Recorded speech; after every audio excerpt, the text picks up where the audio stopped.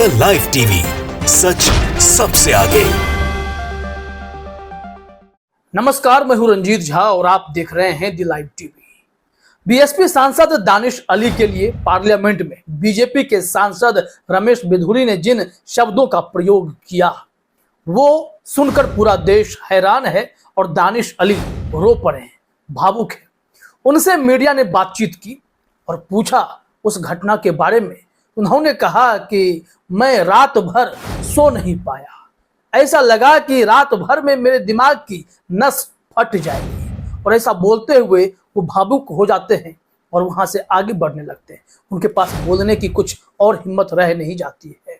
जरा देखिए क्या हुआ यहाँ पर। मानसिक स्थिति, रात में दिमाग की नस फटने को तैयार थी, रात भर सोया नहीं।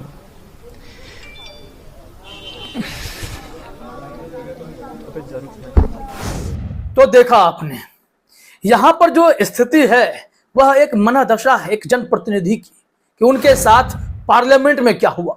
लोकतंत्र के पवित्र मंदिर में जहां पर समानता के लिए लड़ाई लड़ी जाती है, जहां जात धर्म से ऊपर उठकर देश के विकास हित के लिए सोचा जाता है, उस जगह पर बीजेपी का एक अभद्र सांसद अमर्यादित टिप्पणी करता है। मुसलमानों के प्रति भारतीय जनता पार्टी की और उस सांसद की क्या मानसिकता है वो जाहिर कर देता है।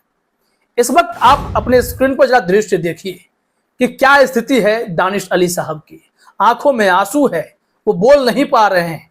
पत्रकार उनसे सवाल कर रहा है लेकिन वो इस स्थिति में नहीं है कि इतना कुछ सुनने के बाद वो कुछ कह सके। जनसत्ता ने इस मामले में एक रिपोर्ट भी प्रकाशित की है और बताया है कि मोहम्मद दानिश अली कहते हैं कि अगर रमेश बिधूरी जैसे सांसद पर कार्रवाई नहीं हुई तो मैं सदन भी छोड़ दूंगा। आप जरा बस कल्पना कर लीजिए ना क्या स्थिति है।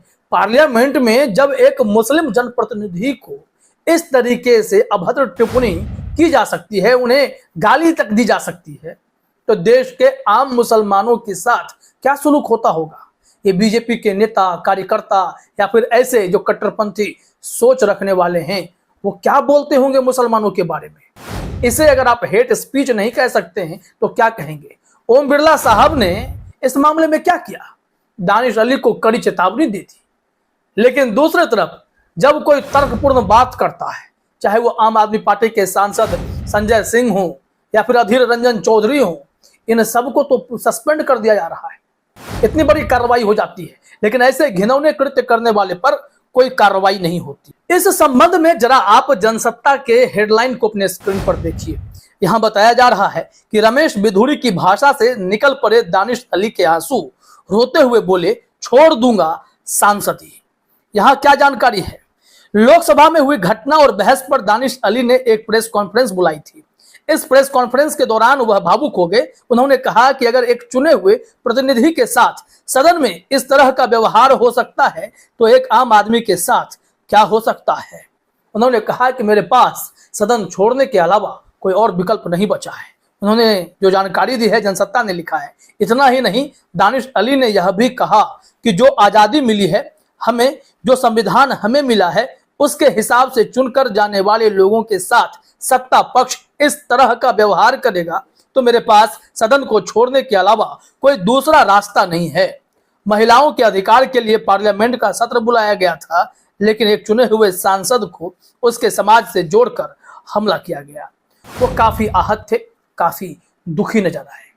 यहाँ प्रधानमंत्री मोदी का एक वीडियो क्लिप भी सोशल मीडिया पर वायरल हो रहा है और उसमें बताया जा रहा है कि मोदी जी पार्लियामेंट में कह रहे थे कि व्यवहार तय करेगा कि कौन यहां बैठेगा कौन वहां बैठेगा। उनका निशाना यह था कि आपका जैसा व्यवहार होगा जनता उसी हिसाब से आपको सत्ता में बिठाएगी, नहीं तो बाहर कर देगी। जरा सुनिए यहाँ पर प्रधानमंत्री नरेंद्र मोदी की वो बातें और फिर कल्पना कर लीजिए कि दानिश अली पर फब्तियां कसने वाले उस भाजपा सांसद के बारे में कि वो कैसे सदन में बोल रहा था और जनता उनका क्या हश्र करने वाली है। बीजेपी को क्या मिलेगा अगर मोदी जी के हिसाब से सोचे तो। सुनिए जरा।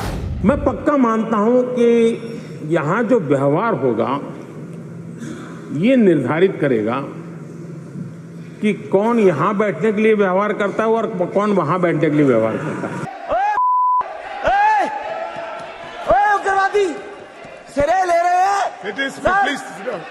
उग्रवादी बोलने नहीं दूंगा कभी खड़ा होगा, ये बता रहा हूँ। तो सुन लिया आपने, यहाँ मोहम्मद जुबैर ने इस वीडियो को कोलाज करके मिक्स किया है ताकि आपको समझ में आए कि कौन किस तरह का व्यवहार करता है। मोहम्मद जुबैर ने भी लिखा है, I firmly believe that the behaviour that will happen here in parliament will determine who behaves to sit here and who behaves to sit there. Prime minister Narendra Modi meanwhile BJP MP Ramesh Bidhuri. उन्होंने कहा कि एक और जहां प्रधानमंत्री नरेंद्र मोदी बता रहे थे कि व्यवहार तय करेगा कि कौन कहां बैठेगा, तो यहीं पर देख लीजिए भाजपा सांसद रमेश बिधूरी का व्यवहार कैसा है और बीजेपी कहां बैठने वाली है। यह वीडियो हर कोई शेयर कर रहा है और प्रधानमंत्री मोदी की ही बातों को दोहरा रहा है कि ऐसे व्यवहार करने वाले आप ही के पार्टी में हैं, तो इन लोगों की जगह कहां होनी चाहिए।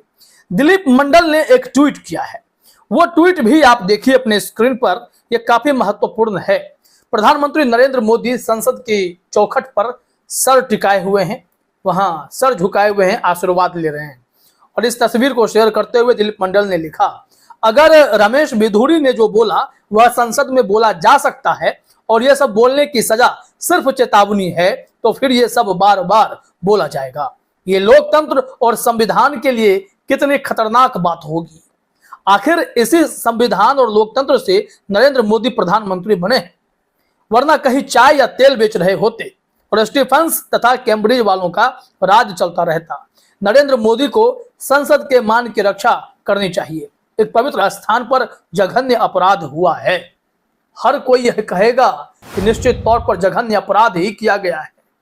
यह समाज कैसे चलेगा जब ऐसे लोग संसद में चुनकर चले जाएंगे और जनप्रतिनिधि के नाम पर दूसरे जनप्रतिनिधि की तौहीन करेंगे, उन्हें गाली गलौज करेंगे, अपशब्द कहेंगे। और यहां पर देखिए स्पीकर साहब सिर्फ चेतावनी देकर छोड़ रहे हैं और राजनाथ सिंह जी कड़ी निंदा और खेद जताकर बस आगे बढ़ जा रहे हैं। क्या इससे काम चल जाएगा? रमेश बिधूरी जैसे विवादित सांसद पर सख्त से सख्त कार्रवाई होनी चाहिए। विशेषाधिकार समिति के पास मामला जाए और तय हो कि क्या इनकी सांसदी बरकरार रहनी चाहिए या नहीं। इनके कई पुराने वीडियो भी वायरल हैं। अरविंद केजरीवाल पर अपशब्द बोलते हुए इनके वीडियो वायरल हुए। इनके वीडियो दलित के साथ गाली गलौज करते वायरल हुए। तो ऐसे में रमेश बिधूरी दूध के धुले तो पहले भी नहीं थे और पार्लियामेंट को भी इन्होंने गंदा कर दिया है, गरिमा गिरा दी है। एक बयान है अरविंद केजरीवाल का, वो इस घटना के बाद एकदम से सार्थक हो जाती है। उन्होंने कहा था कि भारतीय जनता पार्टी में ही जितने भी लुच्चे लफंगे हैं वहां जाकर जमा हो गए हैं। जरा सुनिए यहाँ पर अरविंद केजरीवाल ने क्या कहा था और फिर आप रमेश बिधूरी की बातों को जोड़कर कल्पना कर लीजिए। सुनिए यहाँ। देश के जितने लुच्चे लफंगे लुटेरे डाकू चोर हैं सारे के सारे अब एक ही पार्टी में हैं, बीजेपी में। उग्रवादी। तो देख लिया आपने किस तरीके से इस वक्त देश में वही बातें सब हो रही हैं और उसे रिलेट भी अब पुराने वीडियो से किया जाने लगा है। एक तो प्रधानमंत्री मोदी की बातों को भी आपने जोड़ लिया, अब केजरीवाल की बातों को भी जोड़ लीजिए और सोचिए कि रमेश बिधूरी जैसा व्यक्ति क्या इस पार्लियामेंट में रहने के लायक है, जो किसी गैर धर्म के लोगों की इज्जत नहीं कर सकता, जो इंसान को इंसान नहीं समझ सकता, गाली गलौज की भाषा है लेकिन जनप्रतिनिधि बनने बैठे हैं। शर्म आती है और पूरा देश भी थू थू करवा रहा है। इनकी बातें सुनकर तो प्रधानमंत्री नरेंद्र मोदी भी खुद शर्मिंदा महसूस कर रहे होंगे। फिलहाल इस वीडियो में इतना ही। आप सभी का हमसे जुड़ने के लिए बहुत बहुत धन्यवाद। द लाइव टीवी, सच सबसे आगे।